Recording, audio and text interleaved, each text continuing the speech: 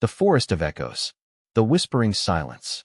In the heart of a vast kingdom nestled between mountains and rivers, there lay a forest, unlike any other.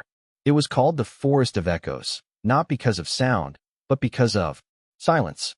The trees there didn't rustle, the birds didn't chirp, and even the wind seemed to tiptoe through its branches. Yet, those who entered claimed they heard voices, not loud ones, but soft whispers that seemed to come from within. The villagers feared it. They said the forest stole thoughts and replaced them with confusion. Only one person dared to enter regularly, a young woman named Elira. Elira was not like the others. She was curious, thoughtful, and often found herself asking questions no one wanted to answer. Why do we fear what we don't understand? She'd ask. Why do we silence those who speak differently?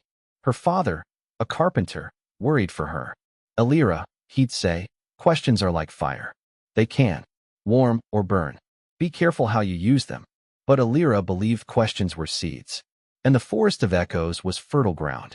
One morning, she packed a satchel with bread, a flask of water, and her journal. She walked past the village gates, past the warning signs, and into the forest. The silence greeted her like an old friend. She sat beneath a willow and closed her eyes. And then she heard it.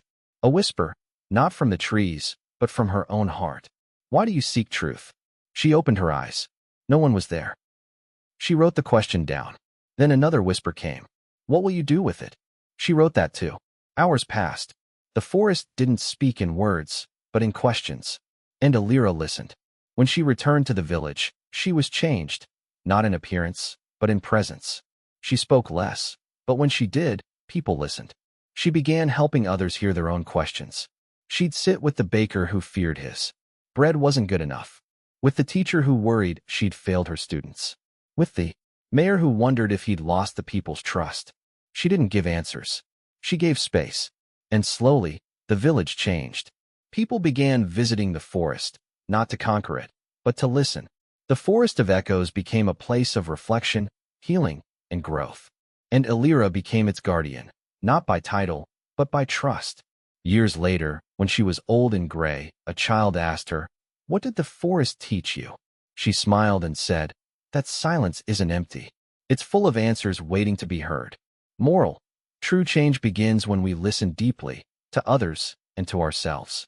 Thanks for watching. Please like, share, subscribe. ELP Academy. Learn lightly.